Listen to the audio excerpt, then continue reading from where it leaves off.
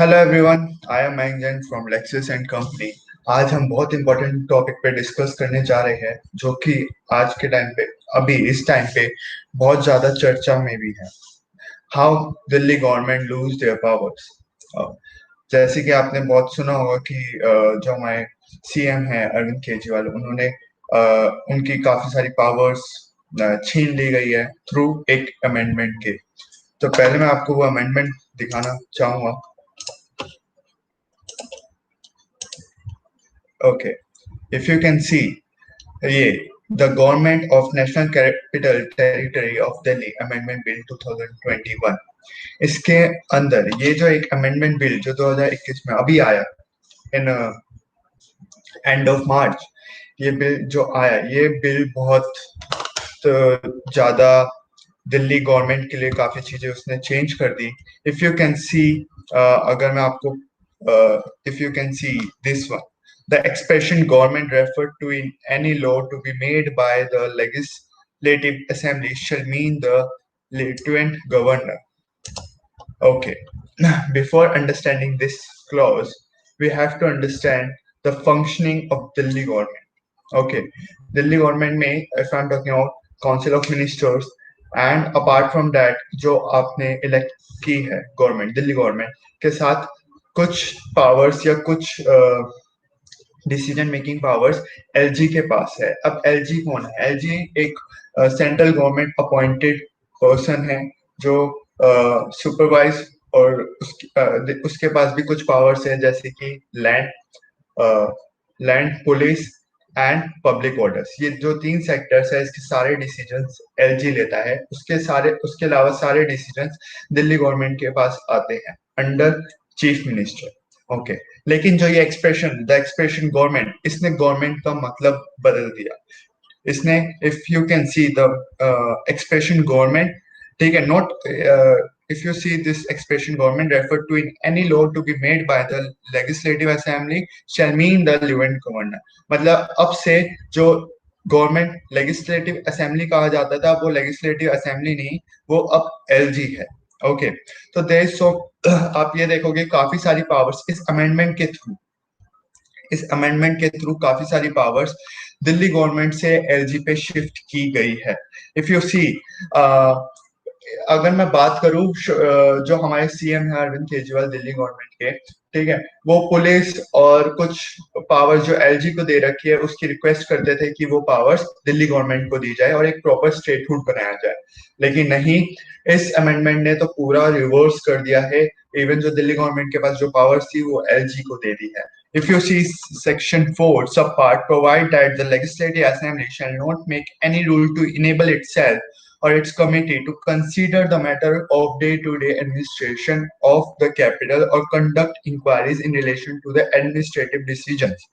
मतलब कि वो डे टू डे एडमिनिस्ट्रेशन के डिसीजंस भी नहीं ले सकते और कोई इंक्वायरी भी नहीं बिठा सकते रिलेटेड टू एडमिनिस्ट्रेटिव डिसीजंस को लेकर। And any of the rule made in contravention of this provision before the commencement of the government shall be void। और इससे पहले जो भी, अगर आप ये देखोगे any of the rule made in the contravention of this provision, और कोई से भी रूल बनाए गए हैं स्टेट गवर्नमेंट के अगेंस्ट दिस प्रोविजन, इस अमेंडमेंट से पहले, वो भी वॉइड कर दिए गए हैं। Okay, if you see section अगर मैं 44 पे जाऊं सीधा, Section 44, yes. This save as otherwise provided in this act, all executive action of the LG, whether taken on the advice of his minister, otherwise shall be expressed to be taken in the name of LG। जितने executive से related actions है वो सारे LG लेंगे और Delhi government के name पे नहीं या सीएम के नेम पे नहीं, एलजी के नाम पे लिए जाएंगे। तो अगर आप ये चीज देख पा रहे हैं दैट कि इस अमेंडमेंट ने दिल्ली गवर्नमेंट, या अगर मैं बात करूं दिल्ली गवर्नमेंट की कितनी पावर्स को छीन लिया गया है और एलजी को दे दिया गया है। जो पहले एलजी के पास सिर्फ 3 पावर होया करती थी और दिल्ली गवर्नमेंट के पास उसके अलावा सारी पावर्स होया करती थी, अब वो एलजी के पास दिल्ली गवर्नमेंट से ज्यादा पावर होने लग गई है। और अगर मैं बताऊं, ये LG is not elective by any, ये किसी इलेक्शन के थ्रू सेलेक्ट नहीं होते हैं। ये अगर मैं बात करूं, सेंट्रल गवर्नमेंट इन्हें अपॉइंट करती है। लेकिन अगर दिल्ली गवर्नमेंट की बात करूं, Delhi government is selected by the people.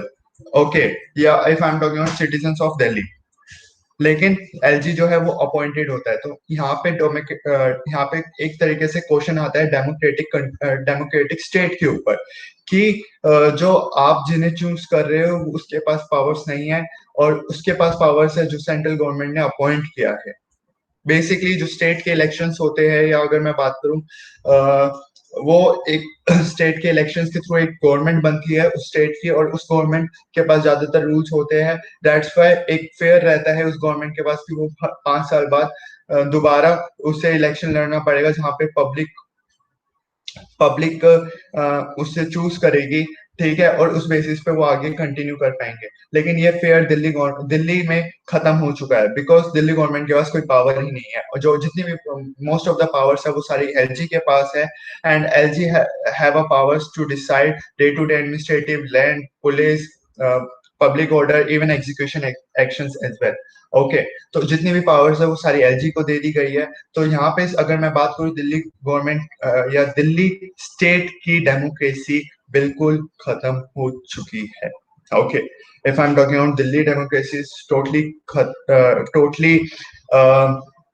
Destroyed when this act come. Okay, इस एक्ट के आ जाने से काफी चीजें खराब हो गई है। If I am talking about the powers which is laid down by public to decide their government, Delhi government, and that Delhi government have many powers to exercise in the fair that कि वो दोबारा उन्हें लड़ना पड़ेगा, वो सब चीजें खत्म हो चुकी है जितनी भी पावर्स है। And I don't think so कि दिल्ली इलेक्शन सब ज्यादा मैटर करते होंगे किसी के लिए भी, बिकॉज जितनी भी पावर्स है वो सारी पावर्स तो एलजी के पास आ चुकी है। ओके, ये जो अमेंडमेंट है एक बहुत कंट्रोवर्शियल भी है, ठीक है, एंड इसे अनडेमोक्रेटिक भी कहा गया है by CM Arvind Kejriwal. Okay,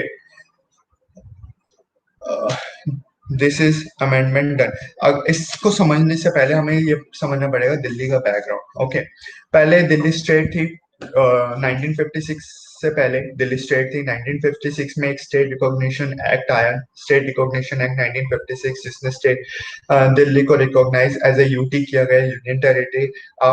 after 1956 1991 में 69 अमेंडमेंट एक्ट के बाद दिल्ली को यूटी से नेशनल कैपिटल टेरिटरी बनाया गया और कुछ पावर्स लेट डाउन की, ठीक है। उसमें कहा कि एक दिल्ली गवर्नमेंट में एलजी होगा, लेजिस्लेटिव असेंबली होगी, और काउंसिल ऑफ मेंबर्स होंगे। लेजिस्लेटिव अगर मैं बात करूं, एलजी के पास लेफ्टिनेंट गवर्नर, आप ये समझेंगे एलजी के पास सिर्फ 3 पावर्स है, land and police and public order. इन तीनों पावर्स के अलावा जब बाकी सारी पावर्स दिल्ली गवर्नमेंट को दी जाएगी।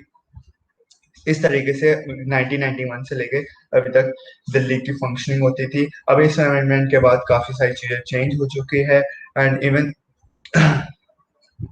अब वी हैव टू वेट कि सुप्रीम कोर्ट इस चीज को लेकर क्या कहेगा। आई होप आपको समझ में आ गया होगा। वीडियो अच्छी लगी तो प्लीज लाइक शेयर कमेंट जरूर करना। Thank you.